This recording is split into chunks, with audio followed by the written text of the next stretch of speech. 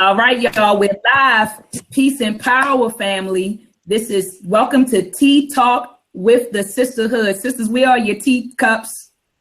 Tea Talk with the sisters. Sister Raziki, Sister Kaba. You don't, Kaba, where's your tea? Where's your tea? Where's your teacup, Sister Kaba? Just imagine it. It has coffee in it. I have it right here. Right here. I can dig it.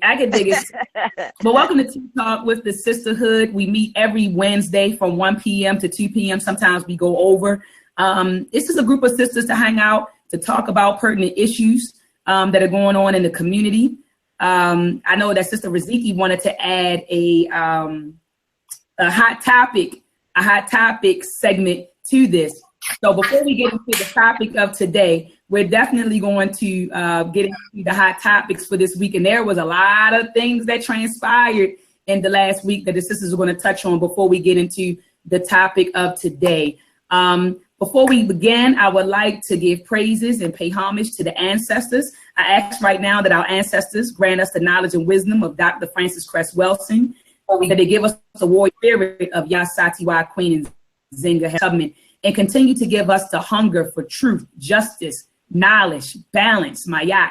I'm excited about today's topic. My name is Dr. Oya Mayat, and I am the co-founder and president of Ed Anime Productions. And today I have a panel of sisters with me. I have Sister Raziki L, Sister Wakisho, and Sister Kaba with me today to talk about the issue. Have Black women been masculinized? Okay, have we been masculinized? I know last week we talked about the emasculation and the feminization of Black. I think it was a powerful discussion. So if you didn't check it out on my page, just click the button and check out that video. It was definitely very, very powerful. But before we get into this topic, I want the sisters one by one to introduce themselves. And then Raziki, after that, I want you to bang off on the topics of this week.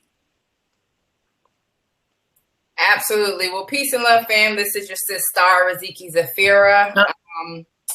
And welcome to Tea Talk with the Sisters. I am a member of Nature's Crown and International and your sacred sexpert. So welcome.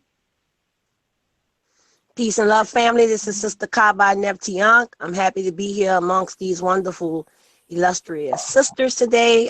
This topic is important to everyone. And I'm sure that, you know, there'll be mixed views about it. That's fine. That's fine. We welcome that. So peace and love to everyone. Peace. My name is Wakisho L. I'm the second half of Nature's Crown International. Greetings to all the sisters on the panel. I am excited about this conversation. Definitely. But before we get into the topic, have Black women been masculinized? I want Sister Raziki, you brainstorm a lot of topics, and there was a lot of things that transpired this week. I want you to go into that, and we'll build on that for about 15, 20 minutes, and then we'll go ahead and get into today's topic. So go ahead and go ahead, sis. Yeah. So two of the hot topics that I saw circulating this week. One, of course, we all know about the whole Dr. Umar and Sarah Sutanseti quote unquote beef. Now I am aware that Dr. Umar set out, this video saying that he apologizes for this, that, and the third. So, the question that I would like to pose to you ladies in the audience is that, when we see our quote unquote leaders or scholars that have a heavy influence, they kind of, exhibit that kind of behavior. Should we just be totally quick to cut them off and disregard everything they stood for, everything that they're about? Or, do we also take the time to realize okay, they're human and maybe, we need to send some elders in the mix to, mediate the situation. That's the first hot topic. The second one was, there was a lot of opinions going around about how, I believe it was Serena Williams, she recently got engaged to a European man. And a really interesting question was okay, so when a African sister or a woman, she's went through her dating of, her strong Black men, but none of them are stepping up to the plate. None of them are, willing to make that commitment. do we have the right to be upset with her when she finds someone from another culture? So those were the two topics that I kind of wanted to touch on today. Being that I just see the differing opinions. Some people are all about, no matter what, we stick by each other and we should only procreate and date within our race. But, again, if that well has run dry, so to speak, what's why I should say, do we hold issue with, a Black woman marrying someone outside of a race? So those were the two hot topics that I wanted to kind of touch on today. Sister Kaba, what were your thoughts on the Umar Seti situation and the Serena Williams situation? The Seti Umar situation. I think they made Jet magazine, and they're pushing that. Yeah, they're pushing that. It's worldwide, now. If it's in Jet, then a lot of people kind of deal with Jet and Ebony. So what are we giving to the people? You know what I'm saying? That whole beef is what people are now being able to assess and analyze. So I don't have any thoughts on it. I think it's counterproductive, and that's a bottom line with that. And as far as Serena, she has the right to marry whoever she wants or whomever she deems fit for her and her lifestyle. And as we know, she, being a person that makes the type of money that she makes based off what it is she has done and her family has done to get her there, she feels this is where she belongs. And, I disagree. I think that African women belong with African men. Black women belong with Black men. You know what I'm saying? I think that we need to keep the family unit together.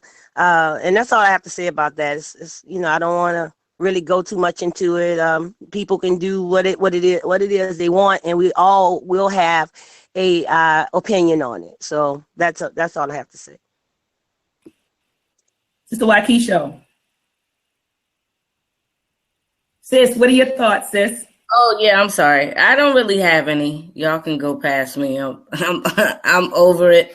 I agree with Sister Kaba. It's counterproductive. So. What about the Serena Williams take? How do you feel about that? Like, what are your views on interracial relationships? Personally, I feel like we should procreate with a brother. However, everyone is entitled to do whatever they want to do. And if she could not find love with a brother of color and she found love with the guy that she's with, then that's her choice. Not all of us are going to be on the same page. And here's the thing. She may have chose to be with this white man, but she might still be for whatever cause that'll bring or uplift people of color. So that doesn't change. That may or may not change her views of how she feel about people. I don't know. We don't know her. So I can't really speak on that. But me personally, I certainly will procreate with a brother. No doubt. And I think that's where I am. I concur with the entire panel. Regarding the Seti and Umar situation, I do believe that is counterproductive behavior to Black progression. But I also think a lot of people were perturbed by Umar's video. But in my mind, I'm thinking he's a human being. And sometimes people get upset and they say things. Does that make him less of a man, less of a person eligible to lead? Not in my opinion. I think that sometimes people get upset. Sometimes you get emotional, and sometimes you do want to fight fire with fire. You get what I'm saying? Do I think that was the best method for him to respond to Seti? No, absolutely not. I look at how Umar presents himself. And when I saw that in my mind, I was like, that's not Umar. You get what I'm saying? But he's also a human being, and you get fed up with certain things. So you may lash back, you may cuss, you may fight. I know that some people say, oh, well, Dr. Mayat, you shouldn't curse at people. You shouldn't curse people out. You are a doctor. And I'm like, dude, I am a human being. I get upset too. I get angry too. And I may lash back, you know, and use harsh words or a harsh tone, you know, but a lot of people, I think when they see you on YouTube or see you at lectures, they put you in a certain category, or they see you in a different light. Or short of that is, oh, I'm not dealing with this person anymore. I think that we need to understand that Dr. Umar Johnson is human. He got fed up, you know, with the verbal attacks. He's been verbally attacked for some time now. And there are people that say things about, you know, his credentials. They question him about where his money is going. I think he raised about $300,000. So you got a lot of people down his throat saying, well, where's the $300,000? And you have YouTube videos going up accusing him of stealing the money. So he's been verbally attacked for some time now. How much can an individual take before he or she explodes? You get what I'm saying? So Dr. Umar Johnson is human. I look at him no different. I look at him no differently. I see him no different than I saw him before. He's a human being, right. He had an episode. He was upset. He vented on YouTube. Do I think he should have done that? No, I think he probably should have called up, you know, an elder or a homeboy or homegirl and vented to them about it. I don't think that he should have done that, because like Sister Kaba said, now it's in Jet Magazine. And once it's there, it's always going to be there. You get what I'm saying? And so do I think that was the best route? Not at all. Do I think that brother probably should have picked up the phone and voiced his feelings and concerns to SETI? Absolutely. I believe that's what men do. You got a problem with me, pick up the phone and call me, you know, right. But you know, again, I don't see him in a different light. I still have, you know, a lot of respect for Brother Umar Johnson. I will hope that he builds the school soon. I know that he's talking about building it in either, he said, Atlanta or Detroit. So he's been talking about that and making some moves with that. And I'm hoping that things pan out for the brother. I sincerely hope, you know, that it does. In regards to Sister Serena Williams, her marrying, I think it's Serena Williams, right? Yeah. Okay, Sister Serena Williams marrying a European. I myself believe that we should procreate within our own group. Just knowing what I know, the little bit that I do know about genetics, I know that when we mix with other cultures, that now we become, or our progeny or our offspring becomes susceptible to certain diseases that they probably would not have been had they had procreated within our group. So me personally, I believe in the maintenance of the Black family, and I believe that African people should procreate African people. However, I also feel like, who am I to tell this woman where to find love? So that's where I'm kind of torn. You know, like she has dated a few brothers, and those brothers didn't ask for her hand in marriage. She dated this individual, and he did. So who am I now to criticize that sister for finding love where she found it? But me personally, I'm not for it. I wouldn't go out and date P and Descent, and I wouldn't promote it either. I don't agree with it, nor would I ever promote it and say that's the thing to do. However, I do, you know, I can't fault other people for where they find love. But I also want to say that we've seen like a spike in interracial couples and marriages in the media. And on Facebook yesterday, I put up a post simply telling people don't believe the hype.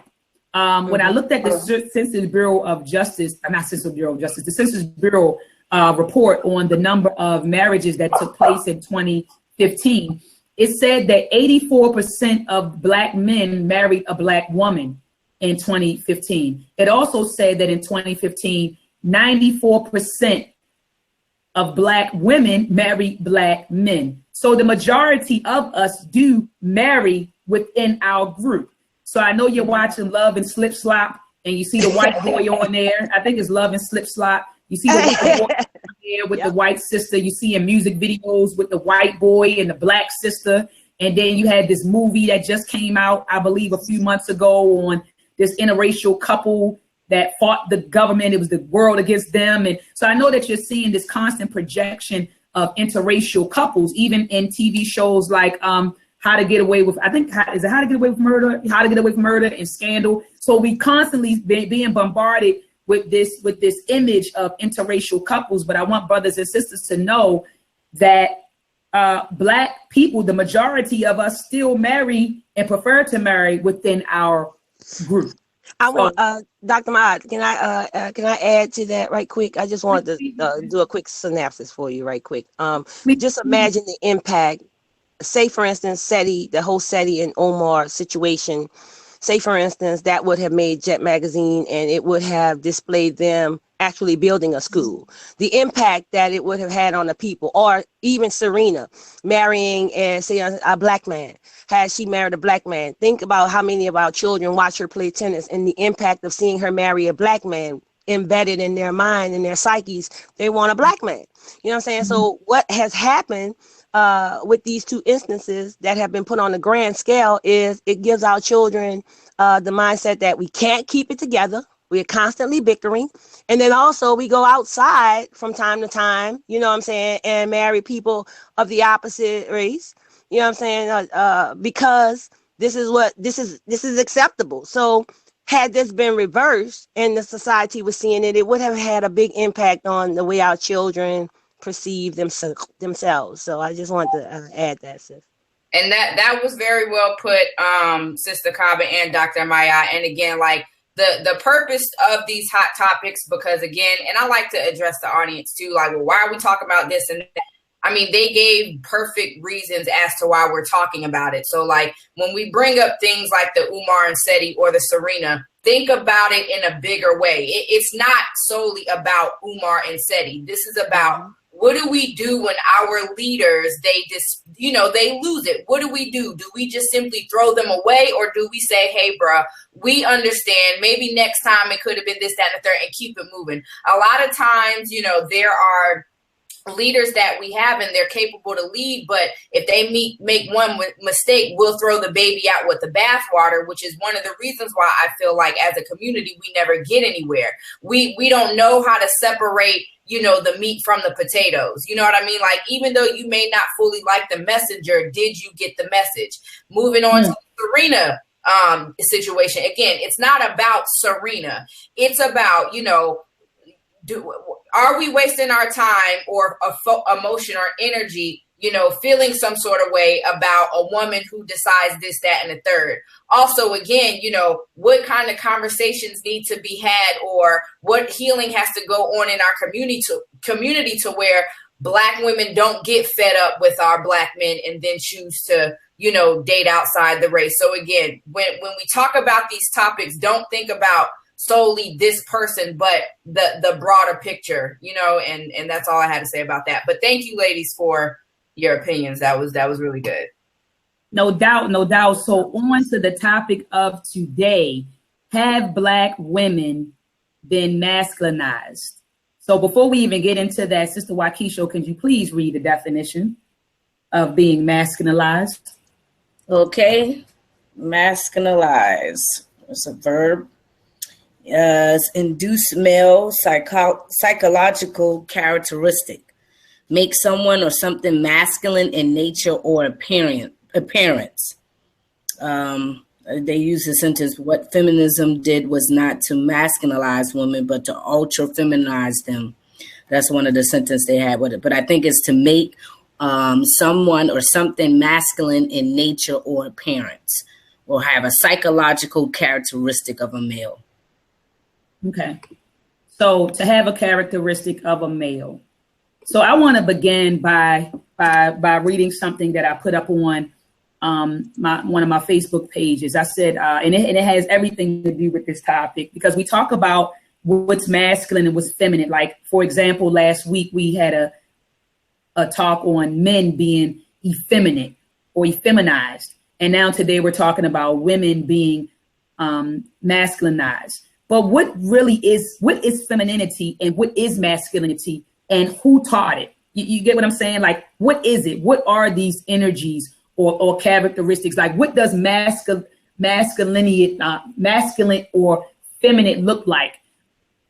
Because you have a lot of people, and I was giving this example when we were, before we started live streaming, I gave the example of female who may prefer to wear T-shirts instead of someone in our culture. We would look at her and say, she looks masculine. You get what I'm saying? And she may be a feminine woman or a dainty woman. She's just not a girly girl in appearance. Or you might see a guy that has, I don't know, what we perceive to have feminine ways. He may, I don't know, for example, I used to think that men who suck their teeth were feminine because I thought girls did it. So when I had male friends, suck their teeth, I would consider that a feminine characteristic. But again, what is feminine and what is masculine? So I put up this post and I just want to read it to the audience. I said, so often we hear things like, he is not being a man or she is not acting like a woman. What does it mean to be a woman or a man? And who decides this? The roles of a man and a woman are socially defined and can vary from culture to culture. Society has preset ideas about how you should think and behave based on your biological sex. Are the current expectations of men and women conducive to the prosperity, protection, and survival of the African family, community, and nation? Oh, our current expectations of each other were imposed upon us and is destroying the African family, community, and nation. And let me give you one example of that. I had a buddy who she took on the role of provider in her household. She was with a guy. They had 2 babies together, and he fell on hard times. He was unable to provide financially because you can provide in other ways. So we got to get off of that kick. Just because the man is home, he may not be able to provide financially. Now you don't deem him as a provider, but he may provide in other ways. But anyway, he could not provide for her financially. And so I remember her telling me that she told him, "You're not a man. I'm the man of my house." Okay. And she said that simply because she contributed the finances, to the house. So she felt like because I'm financially providing for this household, then that makes me the man. And I remember telling the sister, "No, sister, you're not a man.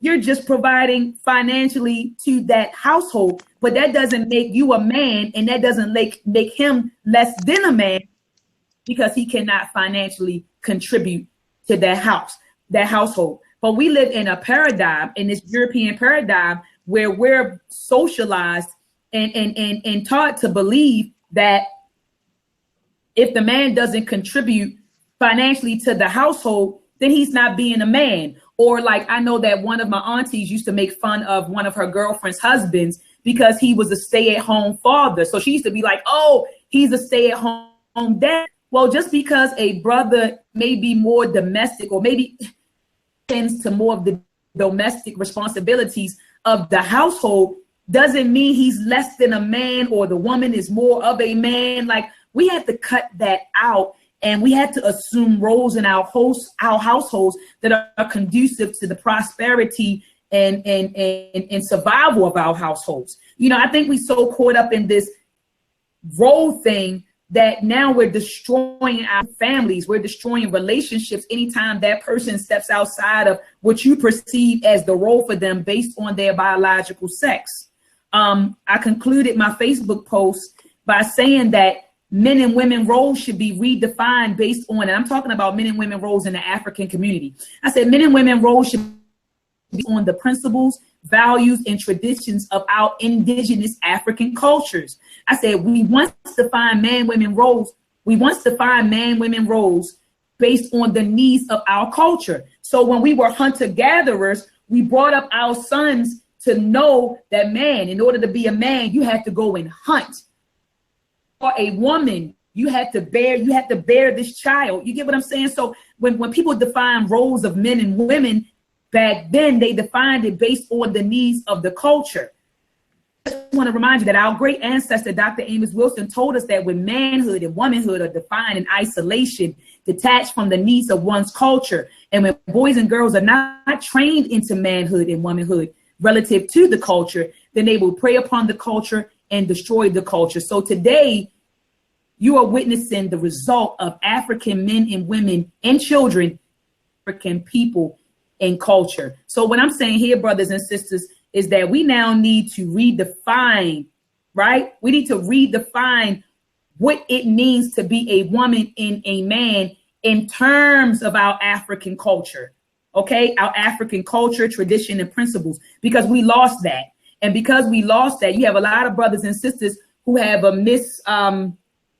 misinterpretation, or they misconstrue what masculinity is or what femininity is. You got a lot of sisters who think wearing weave down their backs is feminine. You know, you got brothers who think that they have to sag their pants and walk a certain way and talk a certain way, and that is what is masculinity, or that is perceived as masculine. So we really need to redefine the roles of man and woman. What is a man? What is a woman? And what are our roles? And what are these characters? Like, what does this look like?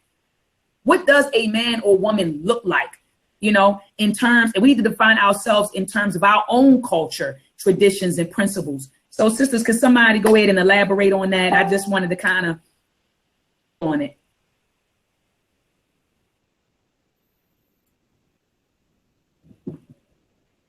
Waukesha, okay. I didn't want to be the one, you know. But no, I totally agree with what you said.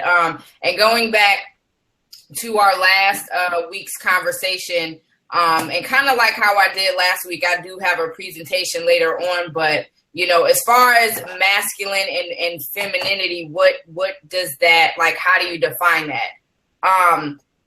I think one of the things is just knowing a lot of the duties that needed to be done in society and in the family period, is how a lot of those stereotypes came to pass. I also feel like, you know, just genetically, like men are more prone towards certain things. Majority of the cases, I know there's, you know, exceptions to the rule, as well as women. And I feel like just over time, we have allowed those consistencies to become the norm, not realizing that, again, there's always, you know, exceptions to every rule.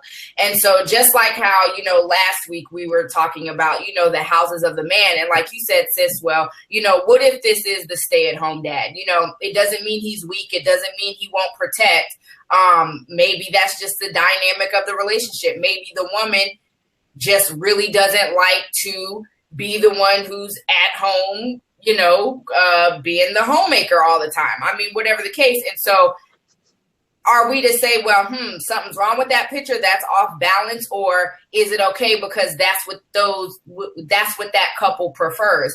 And so when it comes again to masculine and feminine energy, I mean, like, as far as what can we say it is, I mean, hey, that's a good question. I'd like to hear from everybody else on the panel, because, I mean, look, in this walk, look, I don't know, I'm confused. I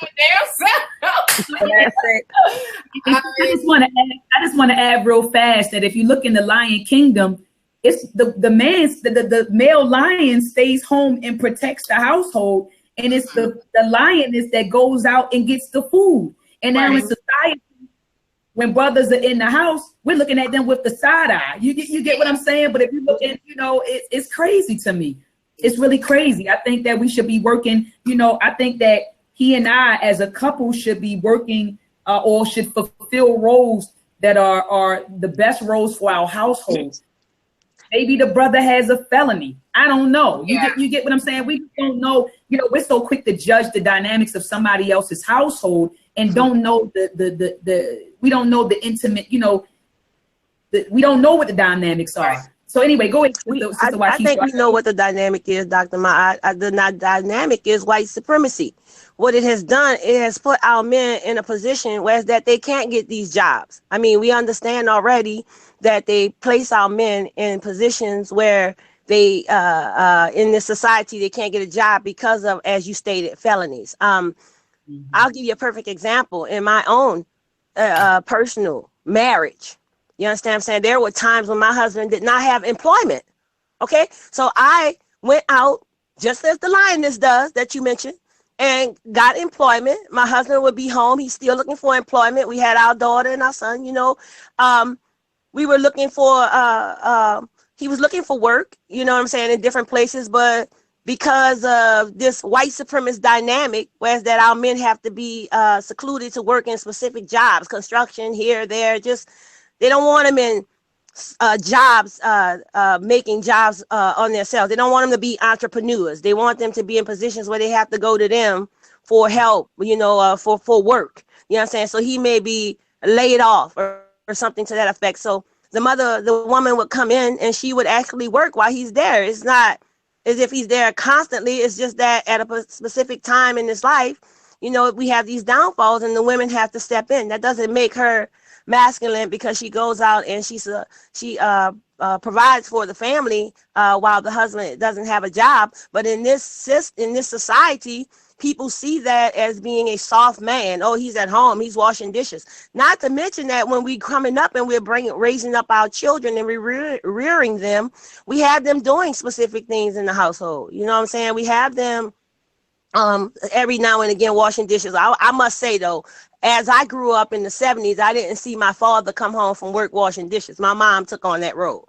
My dad went out and he worked, you know what I'm saying? And then my mom had the food cooked and she had his bath water ran. And I saw African traditional culture in my family, and they were Christians. You know what I'm saying? Practicing this because this is where it was. We're away from that right now. They are completely getting us to change our roles. They want the woman to act as if she's a man, and they want the man to take on the role of a woman, in which that dynamic right there is completely something that white supremacy has put out there and targeted us to have to deal with. You know what I'm saying? So the brother not having a job or the brother not being able to acquire employment has a lot to do with this dynamic that we're under. You know what I'm saying? So I can't even say he's emasculated or he's soft just because he's in the house, because there's many different variables as to why he can't get employment when he doesn't have employment. I just wanted to add that, sis. Definitely. Sister Waukesha. Yes.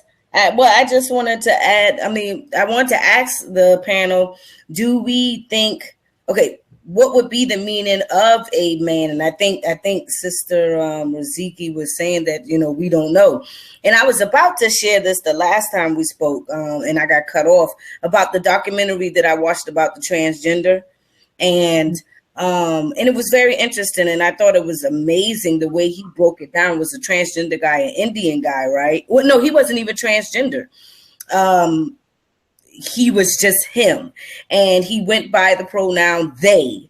And it was just interesting how he broke that down, because it resonated with me, because it wasn't like he was picking a gender, picking a he or she or a certain social engineering construct that society has created.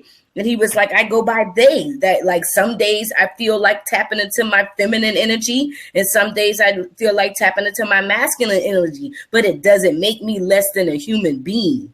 And so I think that's a great question. What defines a woman and a man outside of what has been constructed by society, right? We see social engineering every day when it comes to little girls and little boys. And I saw a video where there was a European little girl, and she was talking about social engineering with male and females. And she was in the store, and it was the boy clothes and the girl clothes. And she pointed at the boy clothes and she said, well, why do they get to have, wow, do a great job, keep up the good work? And then on my clothes, it's just say yes or we or something like that. And she was like, what's up with that? And why do he have to wear blue and I have to wear pink? Or why do I have to play with Barbies and he play with the Tonka truck? You know what I'm saying? And so from the time we are born, we are literally told what to do per our gender, like you said,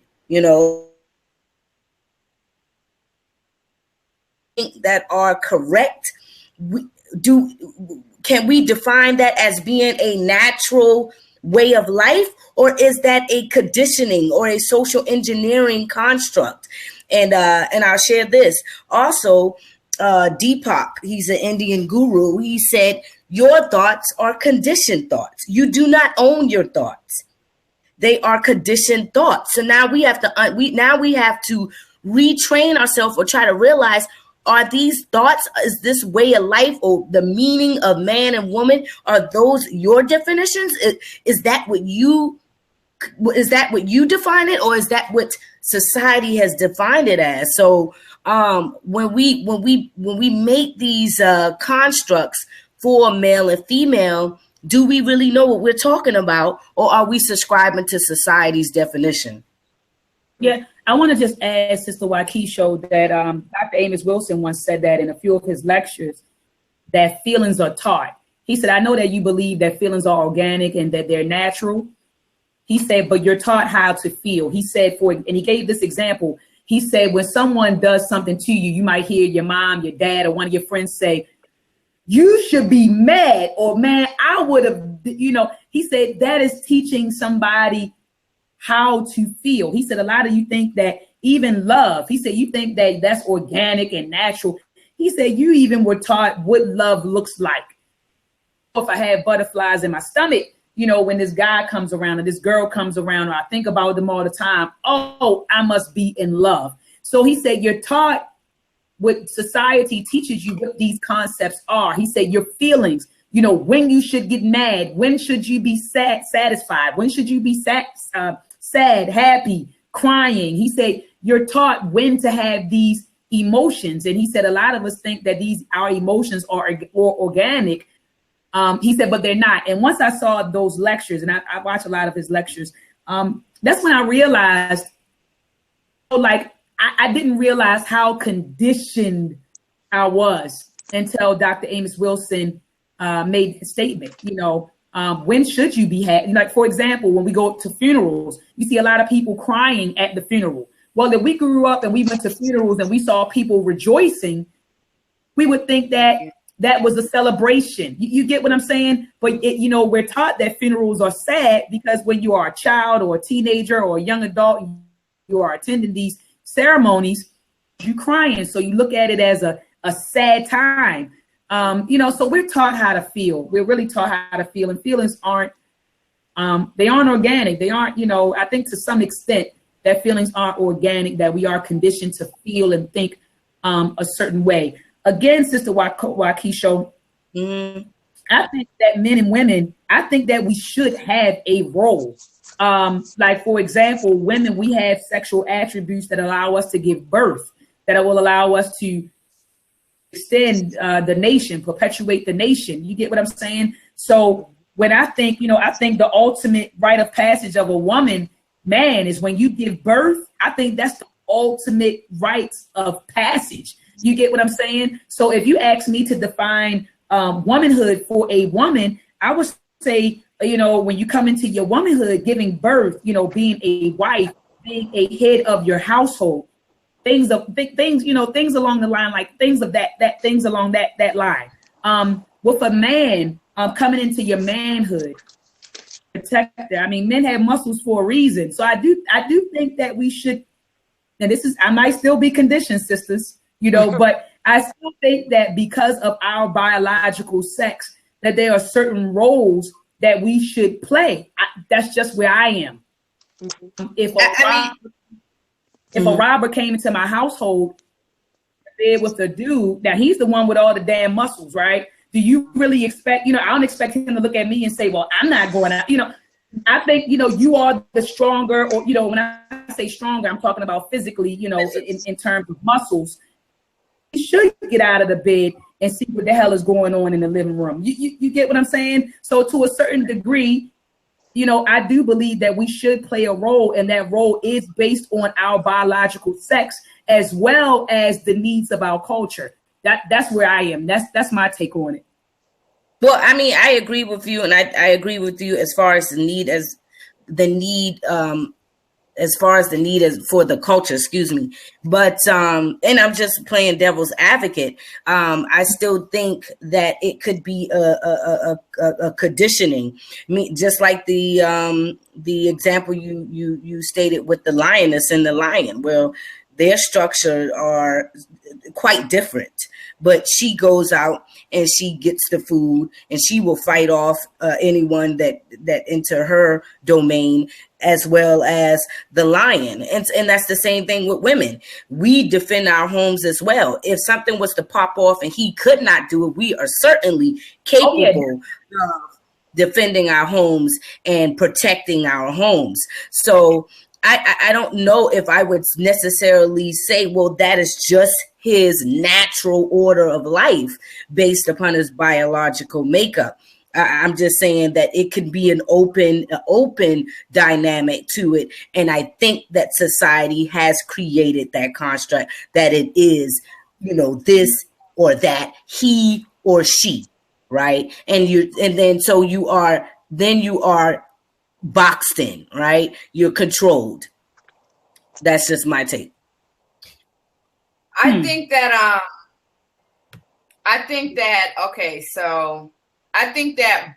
right, there are some biological dynamics, and I want to take it a step further when we're talking about the like masculinization of our women and what it can lead to. For instance, and I'm speaking personally because I was there when it happened, because I was involved. So in my relationships, I was not new to a man telling me, like, first off, I'm in a relationship with a woman. I'm not trying to date a man. And it came out like that because of how I talk to him. Like, if we get in an argument, I'm bucking up like I can really physically beat him up.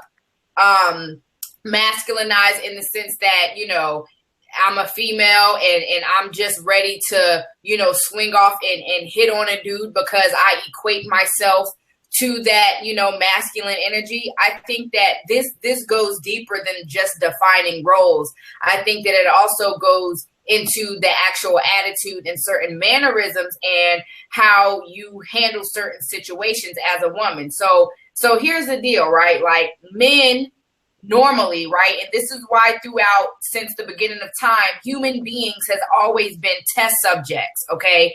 Like, there are, things that happen neurologically, physiologically, to whereas, if a man and a woman is doing physical labor, energetically, that's going to promote more of a quote unquote masculine type of energy. At least that's what we call it, right? Physical labor in society, in the norm, equates to masculine energy. Certain things, like maybe if we say like beauty, arts, knitting, I don't know, feminine stuff, if you will. If a man do it, it's equating to feminine energy. So when we deal with masculinization, it's in a sense damaging the dynamic in the relationship, because women and men are driven by two different things. For instance, for a man, now I don't know if there's men in the chat. Y'all let me know, because I'm not a man. There's ego and pride, right? Like, men, that's what they have. There's certain things that they have to acquire. There's certain things they have to accomplish. There's a certain way that, they need to be appreciated and recognized in order to, in order for their pride and their ego to be in check. For women, feeling nurtured, feeling protected, feeling secure, that actually contributes biologically or neurologically to our femininity.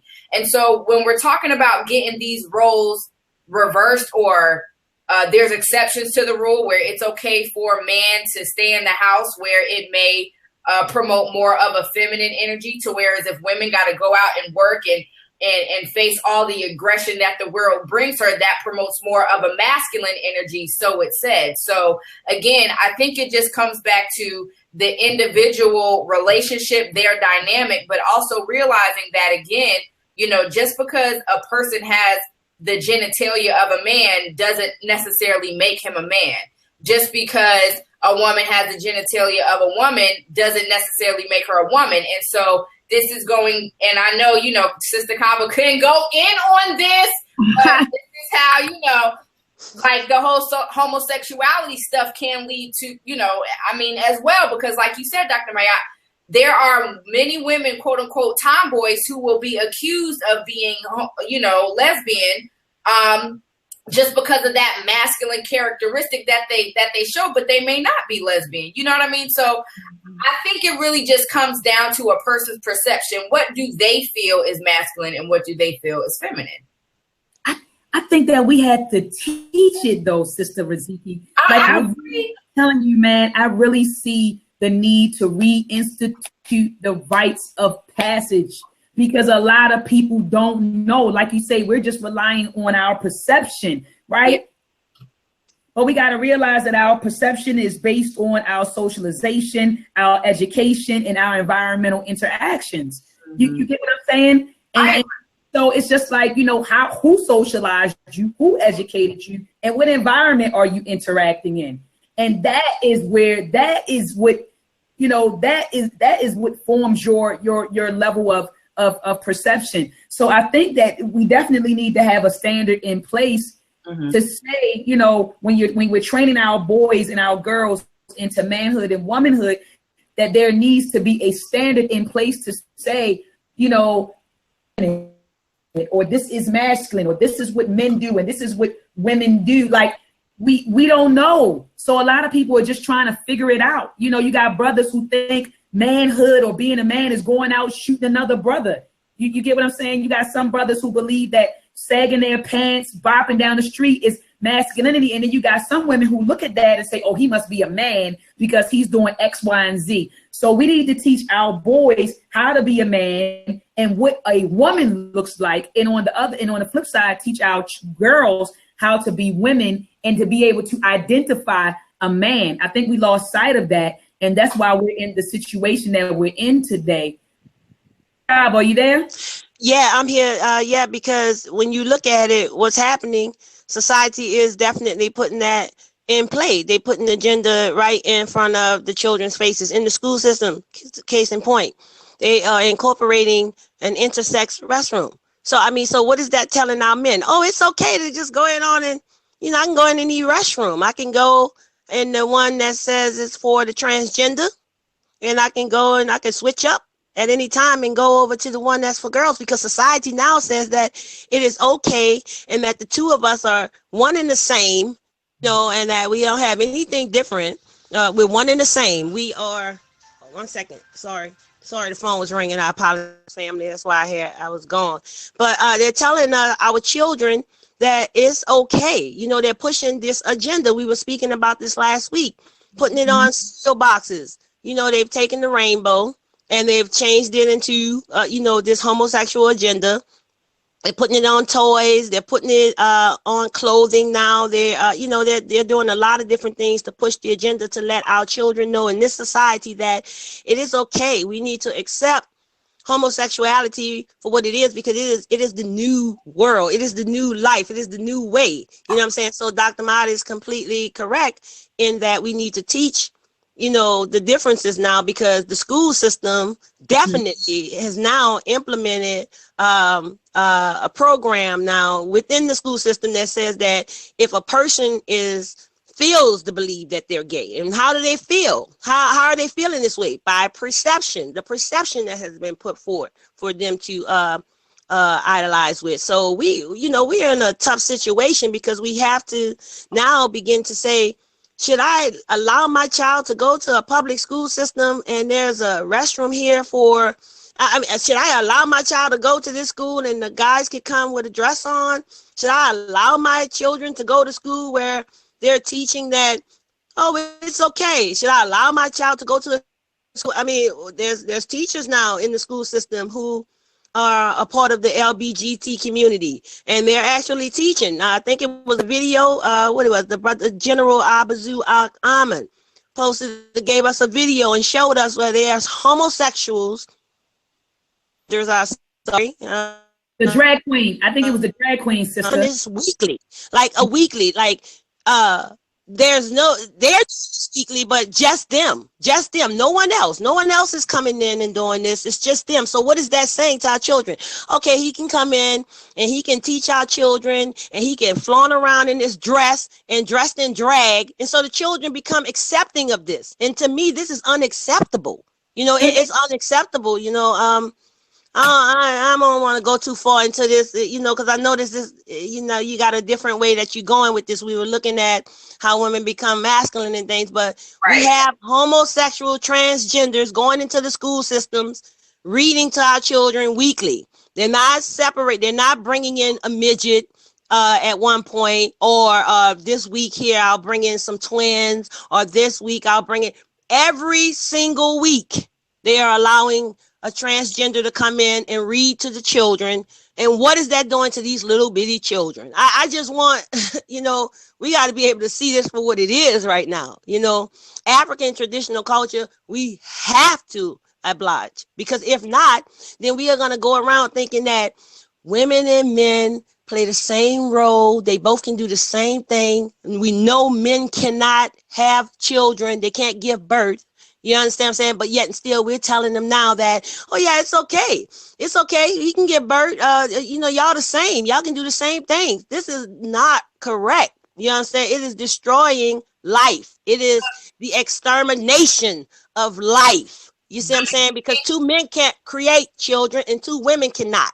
They'll have to go outside of their little comfort zone to go to the other side to impregnate a woman. And then she goes back and she has that child with another woman. Yeah, she has this child and they raise this child in this situation. And this child grows up thinking, there shouldn't be a man around. Or this other child grows up thinking, oh, we don't need a woman around. Or how'd they come here? That contributes to the masculinization, like, those dynamics. You think that contributes to the masculinization of women overall? And I want to know, like, from you all, like, what do you think that looks like? What do you think like a masculinized female looks like? I think that's like I would like to know from you all. Well, it's not even about what she looked like. It's about what she's acting upon. Right. Things she's doing.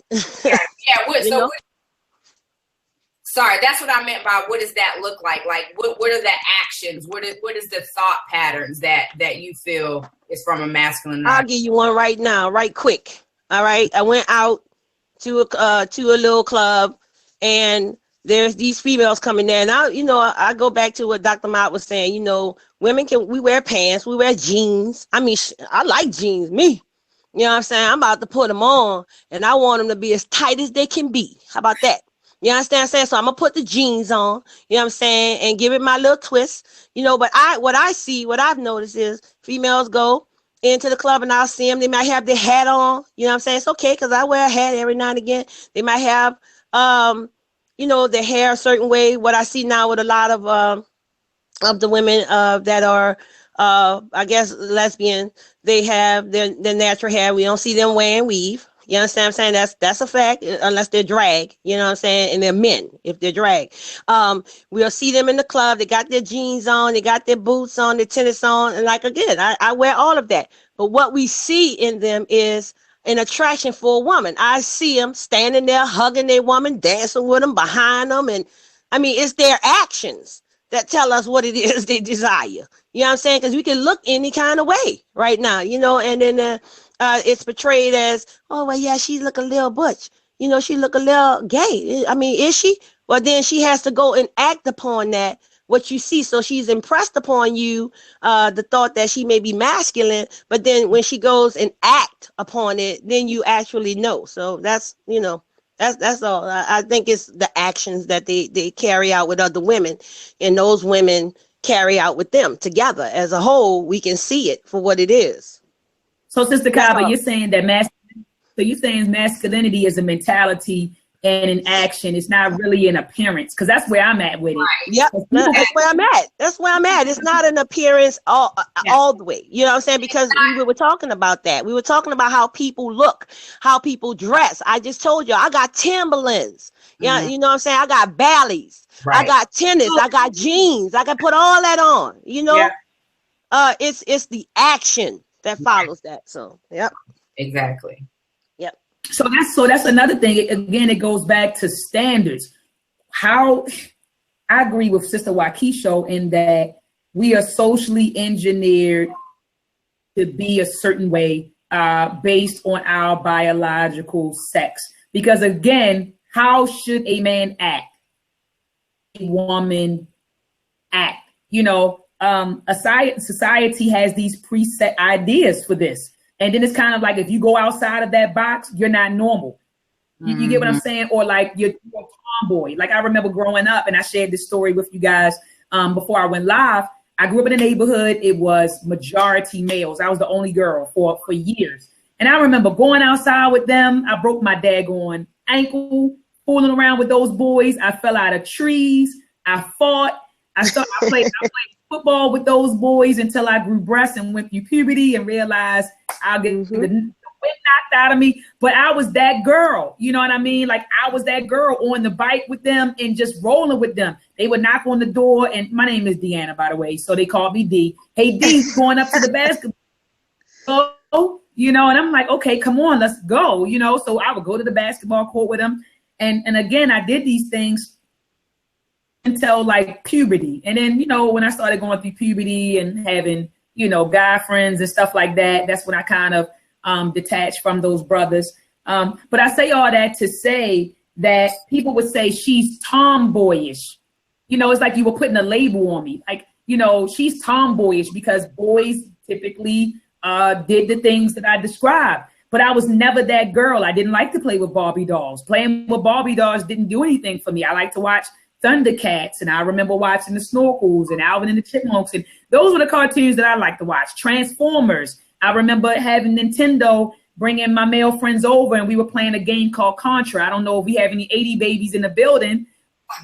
Contra on a Nintendo game, and I used to like playing the fighting games. Did that make me masculine? Did that make me boyish? Or I just like what I liked, and I think that sometimes, to be honest with you, sisters, I think sometimes Black women get a bad rap. Like, I think sometimes people look at us as being masculine. Like, I think they take or perceive our strength for masculinity. Like they say, oh, she's being masculine simply because I'm being strong or stern, or I might be aggressive, or I might be self-determined. You equate those attributes with a male, when in actuality, women can be strong, women can be assertive, women can be aggressive, women can be strong-minded, women can be logical, contrary to what brothers have been taught to believe. Oh, women, they go off their emotions, they base their decisions based on emotions. No, you have some women who are very logical. I got a lot of sisters who are engineers. And in engineering, you have to understand mathematical and scientific concepts. And if you understand math, what is math? Math is logic. Mm-hmm.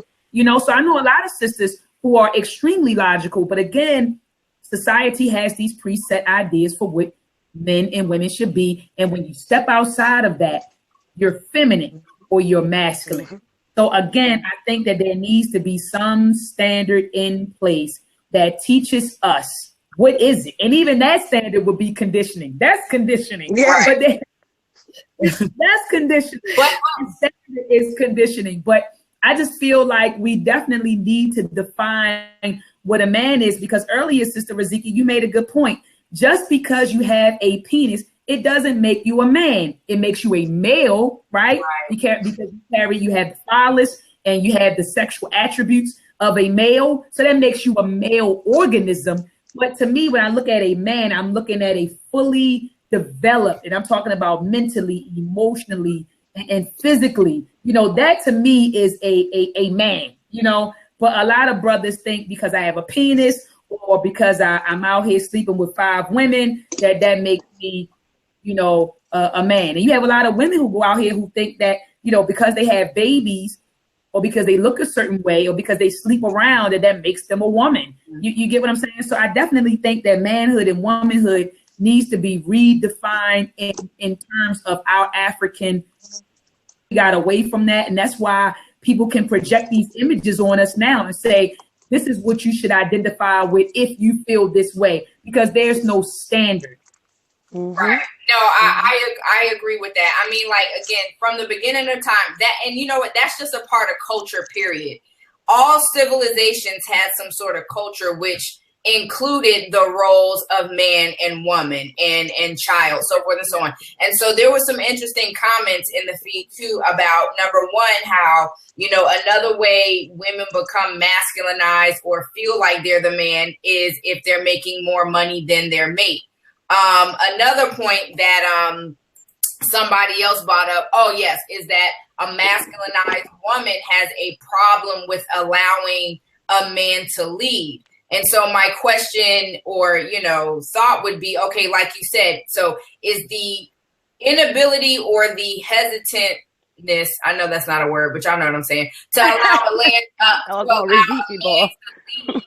Is it more so because we're masculine, or we can recognize when right now you're not being a good leader? And then 2, if, and I don't know if any one of you have been in a situation where I think Sister Kaba, you said, when you're making more money, than your man, is it the fact that, because of that, you start to feel more of a man? Or like, what are ways that we counterbalance? Because I know too, a man can feel some sort of way if a woman is making more money than him. So do we walk on eggshells, or, Nope. like what? No, we don't. No, we don't. Because for many years I was making way more than my husband in the banking in industry. At one point I was making like $68,000 a year in the banking industry, which trumped his 30,000. You understand? But that didn't change the fact that, I felt masculine. Right. I felt like I was doing just service for my family. You know what I'm saying? I didn't feel masculine because I was making more money, but and then I had the husband and the family structure, and I don't think he felt inferior because he used to at that time he used to always say, "Oh, my wife is so smart," and it wasn't for you, it'd be hard. So we worked together on that. You know what I'm saying? So then the masculine and feminine energies intertwined, and we continued on.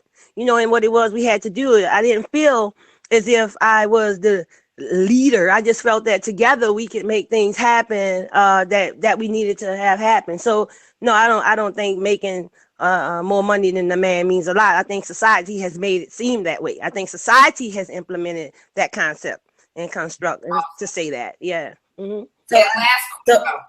So that goes right back to what I was saying before, is that we're dealing with constructs. Simply. Yeah. Mm-hmm. Are you paused, sis? Yeah, her screen froze. Sister Waukesha, are you there? Okay. Yeah, her screen froze. Okay. I did have one more question. Before you ask the question, sis, I just wanted to piggyback off of Sister Kaba, in that she's right. Society does make women feel that if you make more money than your man, you are being the man, and that's crazy. Yeah. And when you're living in a household with a brother and you guys have children together, we're supposed to be working together for the betterment of our household. Maybe I make 70,000, 60,000, and he make 20 or 30,000. We're working together. That doesn't make me more of a man or him less than a man. We're supposed to be working together. And I just wanted to add this, Sister Riziki. I know that a lot of people come into this community, a lot of us who proclaim to be in this community, we still carry with us the ideas of religion, because religion and a lot of the different religious doctrines, it tells you, it defines for you the role of a man and the role of a woman. When I was reading some of the literature by Ife Amadoume's work, she has a book called, it's called Male Daughters, Female Husbands. And I know the title might take you back a little bit.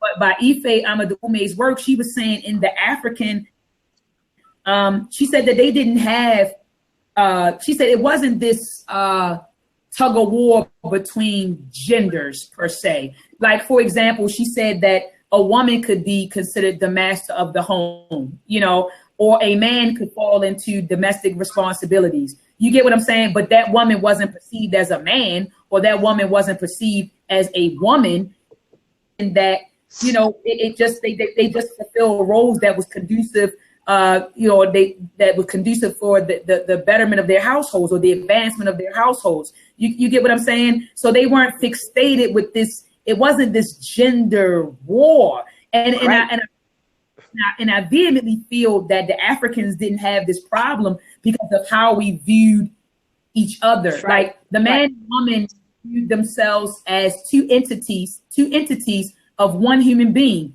So to be together as man and woman was to be complete. So we viewed each other as complements. You get what I'm saying? But in the European paradigm, remember with the Europeans, their roles were very rigid. It was, well, if you're a woman, you're supposed to do this. If you're a man, you're supposed to do this, because we have to understand that their paradigm wasn't predicated on balance. You get what I'm saying? That's right. That's right. The Africans predicated their gender structure or their family structure. It was all based on complementarity and balance. So it wasn't this tug of war that you see behind genders, because we realized that we were one, and that and that the goal of a man and a woman coming together is to procreate and to work towards the survival and prosperity and maintenance of the family, therefore the community, because remember, the community is an extension of the family. So that was African tradition and culture. But in the European paradigm, remember, man and woman were placed in these rigid roles because there was no equality there. It was no harmony there. It was no balance there. So a man had to play a particular role. A woman had to play a particular role because there was no equality. That's a fact, Dr. Ma'at.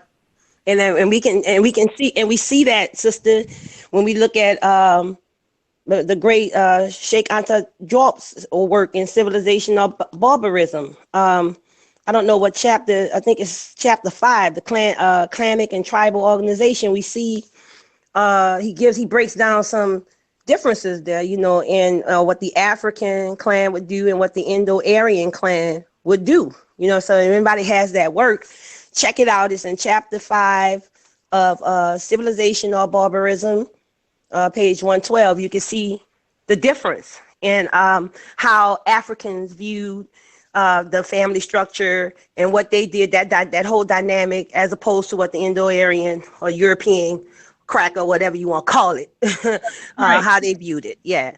Mm-hmm.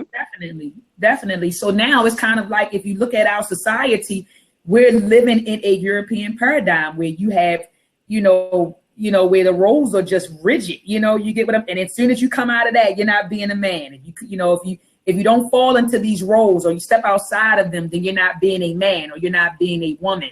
And then I heard you say, Sister Riziki, earlier that that men feel like women are being masculine when they don't allow the woman to be led. That sounded so like a Hebrew Israelite or a Muslim brother or something. Like, what the hell you mean being led? Like, I'm not cattle. You get what I'm saying? Like, we work together as a team and right. We make decisions together for our family. What do you mean led? I'm not leading you and you damn sure ain't leading me. We come together and we talk about something. You may bring something to my attention. We discuss, we make decisions together. We got to stop with this whole leading and led and all of this other stuff. Like earlier today, we talked about the Umar Johnson and SETI thing, and we were talking about leaders. We've had several leaders, Sister Riziki. We've had the Elijah Muhammads. We had the Khalid Muhammads. We had the Malcolm X. We had the Marcus Garveys, the Martin Luther Kings. We had the Nat Turners. We had the Harriet Tubmans. We had all these leaders. Mm-hmm. And look at the condition of Black people. That's right. So do you think that the solution is really following behind somebody at this point? Or do you think that the solution is getting right with yourself, getting your family right, and then therefore getting right in the community? Like, we got to stop with this leading and led stuff and understand the concept of togetherness. Mm-hmm. Mm-hmm. Yeah, no, that was just a comment that was in the thread that I wanted to bring up for the sisters. But but on some parts I'll agree to disagree only because like there's always problems when there's a bunch of chiefs and not enough Indians. Like, let's just be real. If you're in an organization, if you're running a business, everybody can't lead. Like, let's just be real. There has to be some kind of structure or organization to say, hey, you know what? Because and I will say a part of it, yes, has to do with getting right with yourself, because you also have to be humble enough to know when to fall back. There's going to be certain situations where I'm not going to be able to take charge in that situation because my partner may be more knowledgeable or more experienced. So in that respect, I'm going to let him lead this situation because that would only make logical sense to allow somebody who's knowledgeable and experienced to for me to allow him to assist me, or I follow. Like, I don't have a problem saying that word because he's knowledgeable and I trust. So I do feel that, no, is leadership only for the man? Absolutely not, because there's going to be some instances where the woman is going to be more experienced and more knowledgeable, and sometimes the man just got to fall back and trust that you know what she's talking about. So so that's just like my spill. But as far as going on now to like the solutions, and again, remembering last week how we brought up, the different houses of the man and the reason why the reason why, they may become effeminate is because, or emasculated, or the result of that is when certain houses aren't bought online. And so I mentioned briefly about the women last week, but this week I definitely want to get more, into it. And again, I use archetypes I felt people would know. So again, if you want to come up with your own, that's fine. But just for the sake of the presentation, I'm going to get into it. So I'm going to go ahead and share my screen. Okay, I guess I should just do the entire screen. Y'all let me know. Can y'all see my screen? Let me go back and I wanted to shout out everybody in the chat room. Yes, I do see your screen, my sister. Okay, great. So again, this is my little spiel on the Master Feminine. And again, the premise behind these presentations is, again, going back to what you said, right? Like every culture, every society or whatever, we need some kind of, I don't want to say structure or guideline, but I'll say some kind of archetype or system, if you will, to apply to the family dynamic so that it can function. Again, like I look at family, the relationship between men and women as ecology, or even alchemy, as you will. We both have our own particular ingredients to contribute to this quote unquote potion or solution that's going to bring forth a particular result. So again, this is the dealing with the Master Feminine, dealing with the archetypes that woman should bring online to not only be a benefit to herself, but her family and her community. So the first one I want to get into is the moon. Now, the moon is the complement to the warrior that I talked about last week. Remember, the warrior was the protector, right? So again, when the warrior is out there,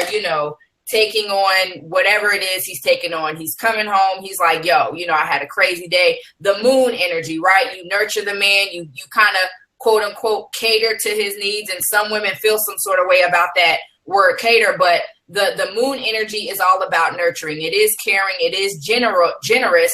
And when we also, now I was one of the main ones who had a problem with the word submissive, right? And there could be better words to use for that. But again, it goes back to, like I said, to where I don't allow my ego to overpower me. And I allow this man to go ahead and take charge in this situation because I know he's better equipped. And this also deals with the fact that it's not about you being right. It's about being effective. So that's that term submissive, if you will. Again, maternal, again, being that nurturing, caring, being this provider, being able to look at the whole family and know how to cultivate it and nurture it so that you have a strong family construct. So again, like you said earlier, not every woman who has a baby is a mother. Because they're missing that nurturing, they're missing that generosity, they're missing that ability to give without feeling the sense of loss, which is something that mothers do, in the natural occurrence of breastfeeding. When you breastfeed your child, you are literally giving nutrients out of your body, you're giving sustenance out of your body, and instead of feeling a loss, you feel more, euphoric and know that you're benefiting. So that's moon energy, being able to nurture and care and be generous without feeling like you're losing out. Okay, the next one is the elegant rose. Now, this is the result or the complement to the healer. As I said before, the healer, when it comes to the man, that role is more so knowing how to fill a woman's cup. And the reason why I particularly chose this photo is because this woman is not what you would, society would consider like the next top model with the perfect abs and the fake boobies and all the makeup and plastic surgery. The elegant rose is a woman, no matter her shape, her size, she feels beautiful. She is sensual. She is artistic. She is carefree. She is arousing. She loves giving and generating pleasure. She likes to be pleased. Some women don't know how to take a compliment.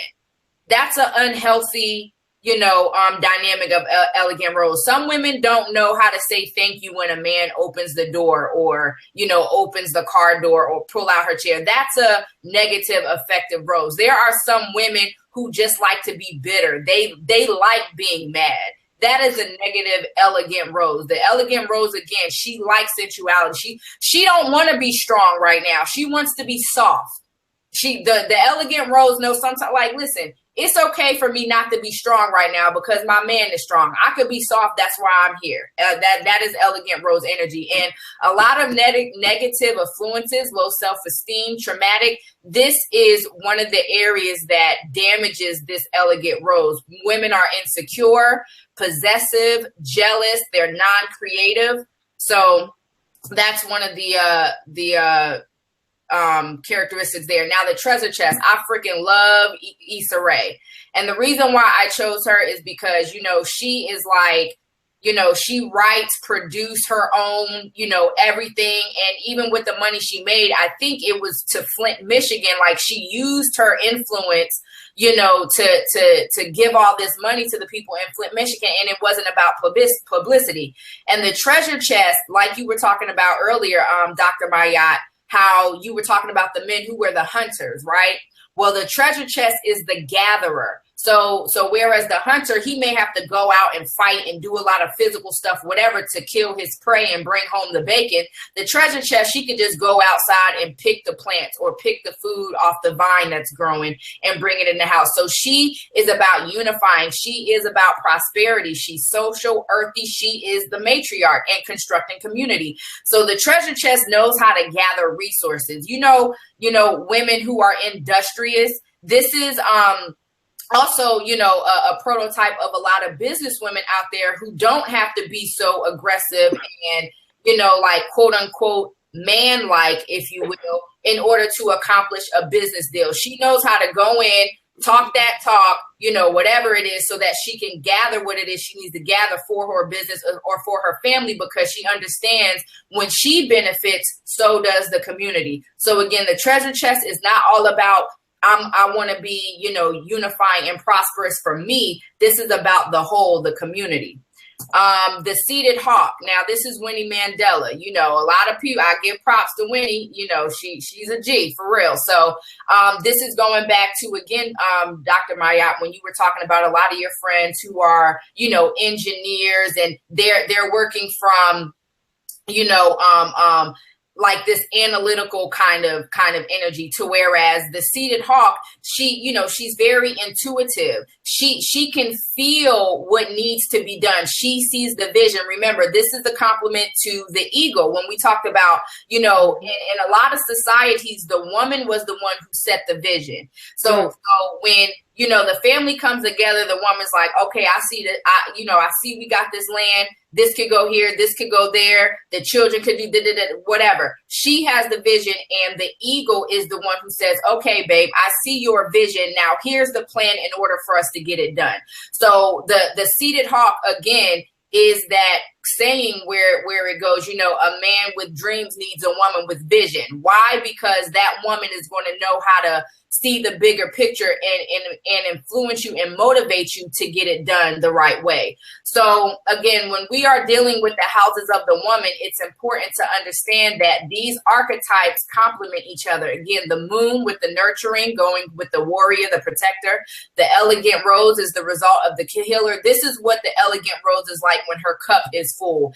Now she's ready to wake up and cook you breakfast, get the kids ready, and still be beautiful when you get home after all day of running around doing errands, whatever. Men like that. When they get home, and I've heard this plenty of times, they get tired of seeing a woman in do-rags and boxing shorts and stuff like that. Sometimes we want to come home, and then, you know what I'm talking about, because I know I done had a couple of, almond milk spills and stuff on my t-shirt, and I'd be like, hey, babe, and he'd be like, nah, okay, I need you to get together. Okay.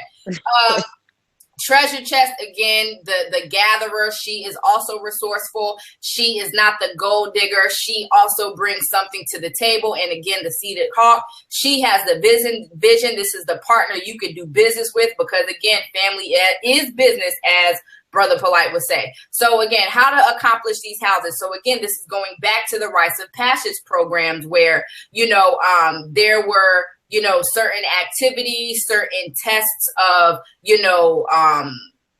whatever the case may be, in order to build and nurture and cultivate that feminine energy. And some of this happened in our own schools when we were learning how to cook, when we were learning how to sew. If at times your grandmother or your mother was like, hey, now make sure you always feed your man first and then the kids, and, you know, she's teaching you the order of the house.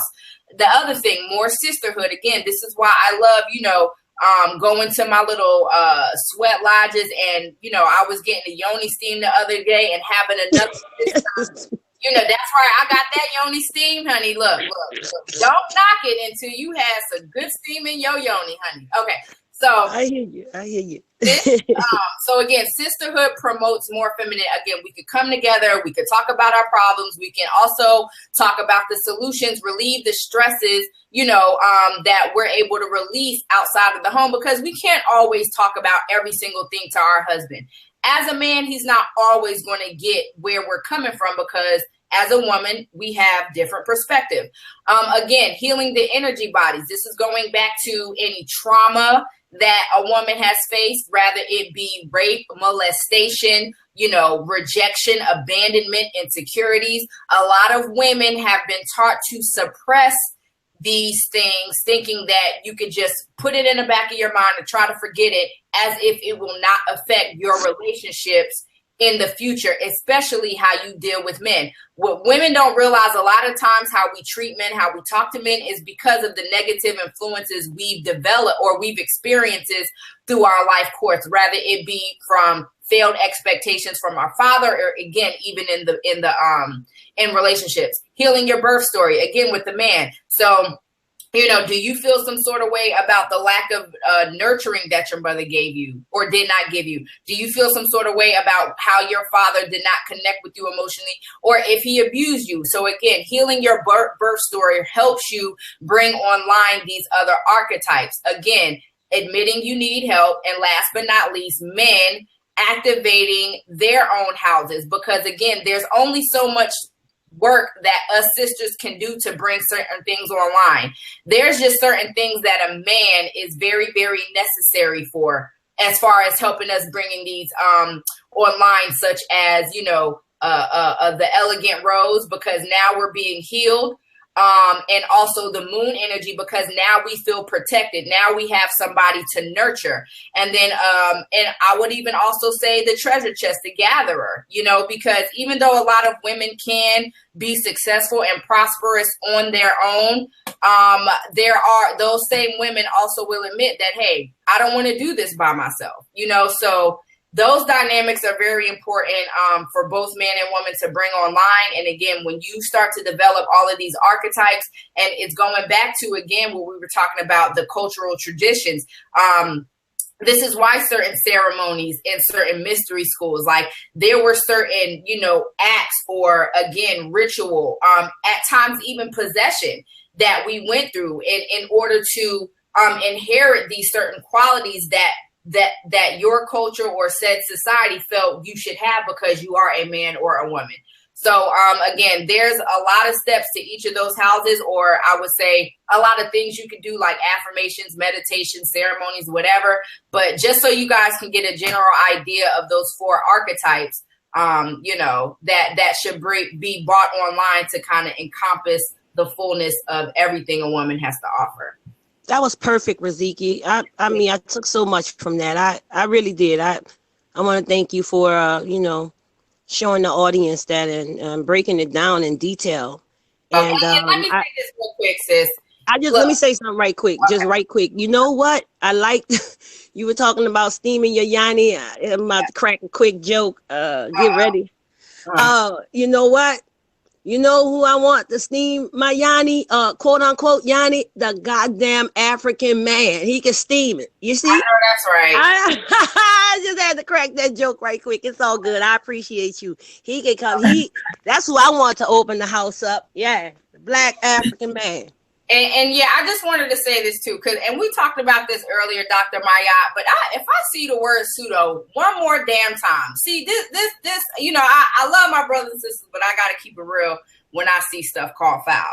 Like, you know, and this is just my opinion, but again, one of the reasons why I feel like we just like we suffering is because we don't know how to take information and just get the message. Like, you know,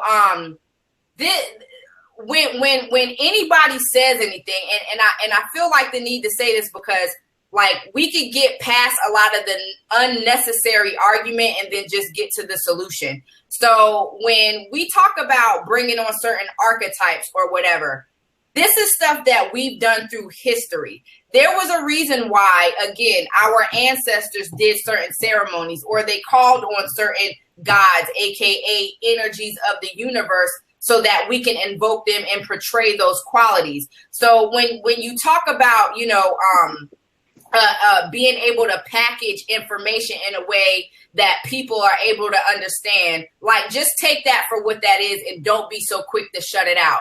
Another comment I see, and I'm not trying to be funny, but this is one. This in the chat. I can't see the chat, y'all. I'm just letting everybody know. Whoever, it's not to cut you off, Riziki, but whoever in the chat, I want to say peace and black power, but I can't see the chat. Y'all know what's up. Why I can't see the chat right now. But peace and love to everybody in the chat, because you must be talking about what they're saying in the chat, huh, Riziki? Yes. Yeah, absolutely. And peace, love, and power. But again, that's why I just like to address. So there was another sister who was like, you know, we shouldn't have to dress up for a real man. And I'm just like, okay, how many married men or single men have you worked with? Because what man is not going to appreciate, like he may not care. I get it. Like he may not require it, but why not just do it because it's something he would like? It's like sometimes women, I feel like too, this is another masculinization part. Sometimes women will purposely stray away from femininity just to prove a point. And I'm like, why? Like, how does that hurt? And that's all I got to say. Okay. I just want to say, and we're getting ready to wrap up. First and foremost, Sister Riziki, I concur 100% with Sister Kaba in that was a wonderful presentation. I don't know if the brothers and sisters, I know the brothers and sisters who are going to view this or the ones in the chat room definitely appreciated that because it shows you the different types of women that are out there. Like all of us aren't the same. You know what I mean? Like all of us aren't, you know, you had the go-getter, you had the treasure chest, and then I think you had the hawk. What was the one? Give me all four of them, Riziki. The treasure chest. Got to unmute your mic, sis. The treasure chest, the hawk. It was the moon, the treasure chest, the elegant rose, and the seated hawk. And the seated hawk. Yeah. So that basically, you know, showed the audience, or well, it taught me. I mean, not that we didn't know, but there are different types of women in the world. And I just charged the viewers and whoever, you know, who's ever tuned in right now, that when you classify or categorize someone as being masculine or feminine, basing that on, what is your standard? What is your standard? Because I believe that your standard is the standard of the Europeans. You get what I'm saying? And I think, again, and I just want to reiterate this, that Black people, African people, we need to start defining ourselves in terms of our indigenous cultures. Okay? We got to cut it out. That's feminine. That's masculine. What are you basing that on? What are you basing that on? You know, a man should be this or a woman should be that. What is your barometer? You don't have one. You know, you really don't have one. And the one, well, you do have one. The one that you have is one that was imposed upon you by the Europeans. But we have to set a new barometer for what is a man and what is a woman and the roles that we should play and the characteristics that we may have based on, you know, being a man or being a woman. So I think this was a great show, ladies. I thoroughly enjoyed myself. I think that everyone contributed greatly to the conversation. I don't have any last words. I just want to, you know, Sister Cobb, I'm at a point where I just want African people to stand up and define ourselves in our own terms and to just free ourselves or extricate ourselves from these labels that are being imposed upon us. Mm-hmm. You get what I'm saying? Even with the standard of beauty. I was reading a book by Kwame Nkrumah, and he was saying how the concept of beauty is fundamental to every culture. So in other words, he was saying that beauty is culturally and socially defined. You know, when I talk to brothers and sisters, like I'm at a point, Sister Kaba, and I don't want to act like I'm just so more awakened than other people, But I used to look at people and judge whether this was attractive or non-attractive. You know, now when I look at brothers and sisters, I simply just want to know what tribe you descended from. I want to know what's in you. Yeah. You know, I look at your features. I might look at your mouth or your nose or your complexion or the shape of your head, or I might look at the texture of your hair and just simply wonder, where are you from? You know, I wonder, what is your story? Yeah. You get what I'm saying? I'm no longer looking at brothers and sisters categorizing, oh, this is attractive to me and this is not, because we have to understand that beauty is taught.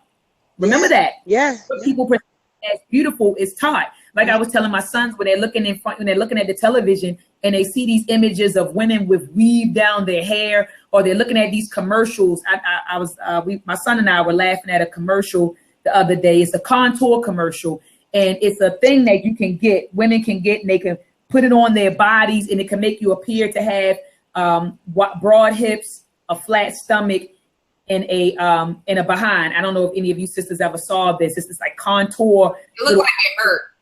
Yeah, like you could put it on. But, you know, I was telling my son what's damaging about projecting that sort of commercial is that now that's the standard for a woman. So the girls are looking and saying, well, golly, something must be wrong with my body if I don't have a flat stomach, broad hips, and a curvy buttocks. And then the men, the little boys, are looking at that commercial saying, well, women should be shaped like that. You get what I'm saying? So you're taught what's beautiful. When you look at music videos and you're looking at TV shows, we're taught what's beautiful. And I'm at a point, Sister Raziki and Sister Kaba, where I just want African people to define their own beauty.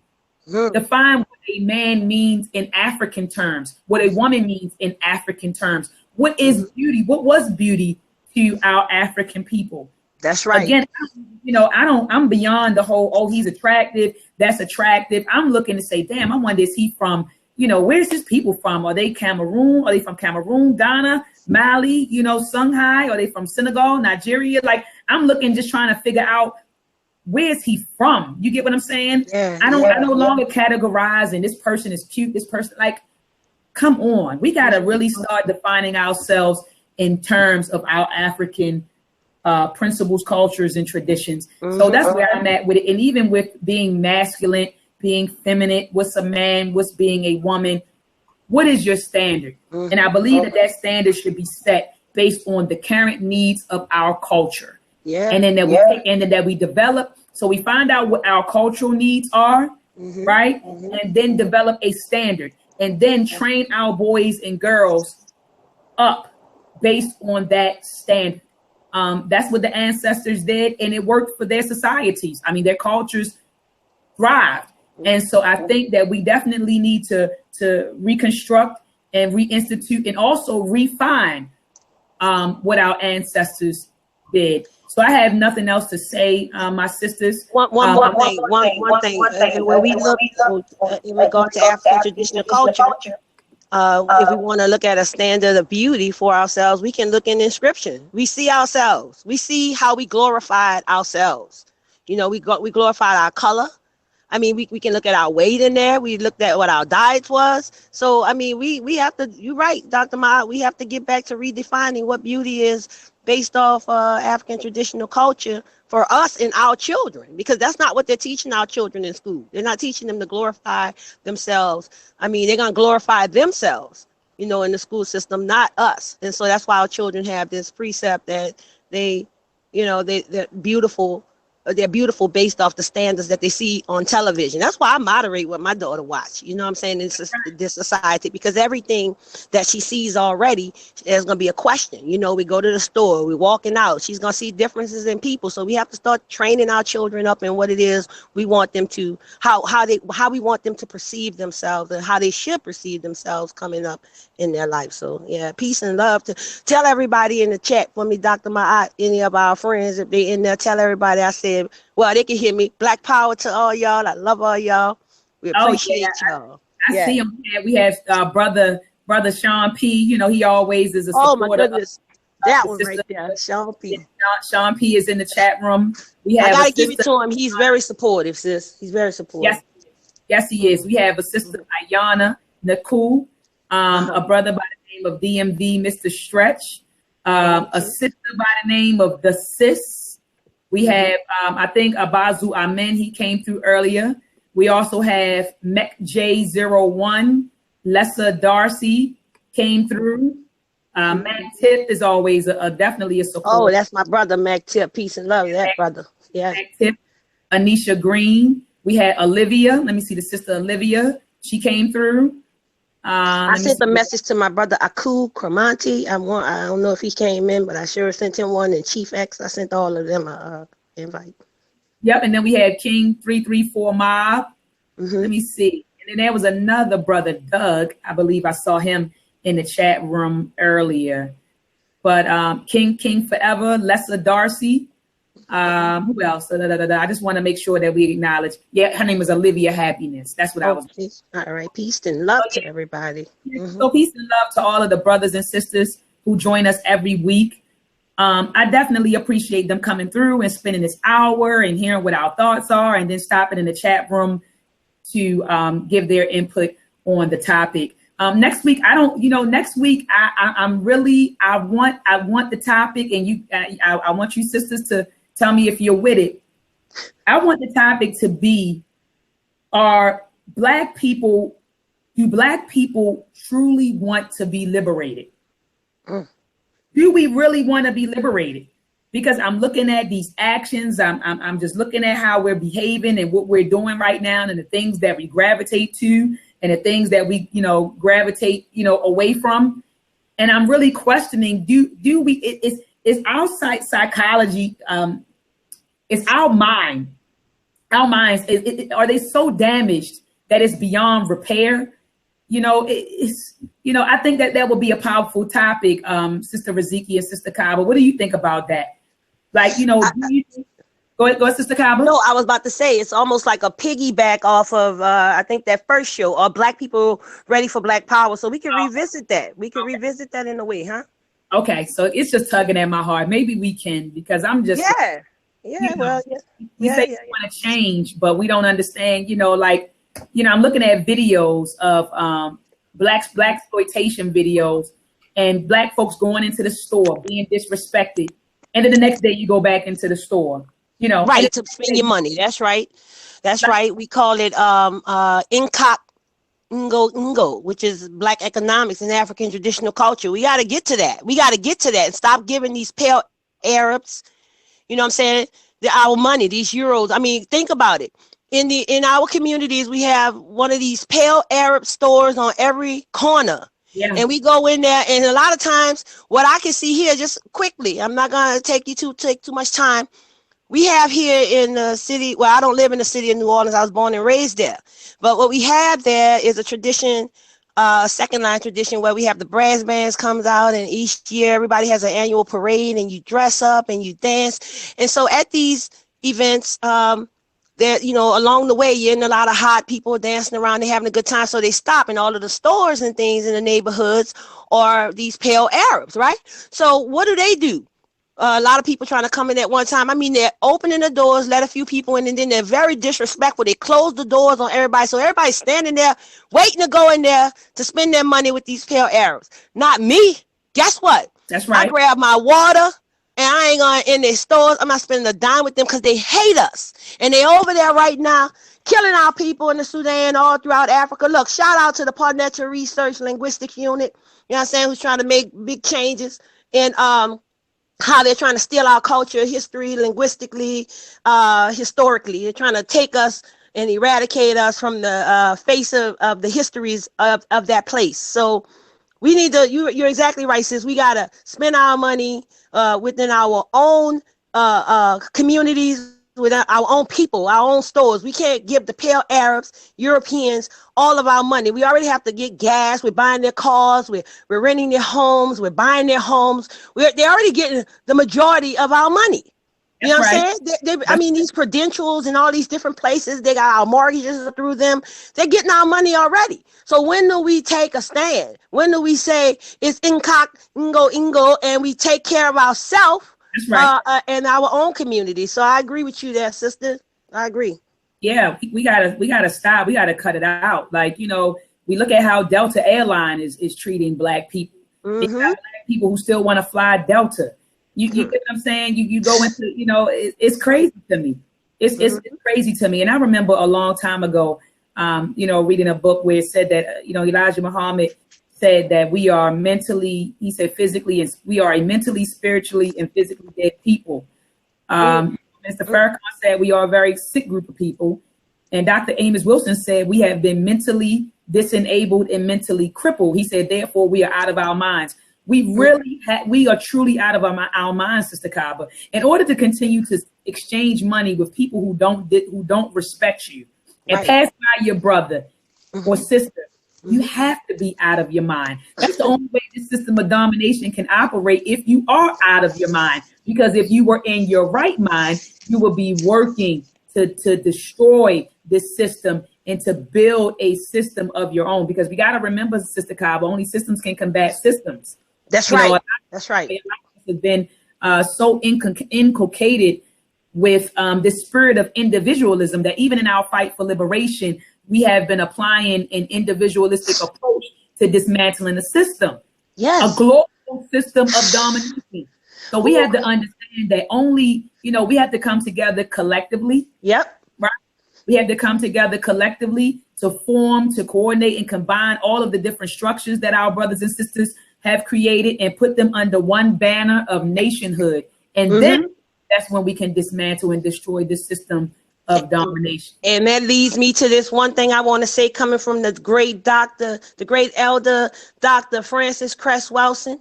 In her book, The ISIS Papers, she says here within the dedications, Neely Fuller, he is quoted as saying, if you do not understand white supremacy, racism, what it is and how it works, everything else that you understand will only confuse you. So, and I just want to leave us with that on my note, on my call, peace and black power to the family.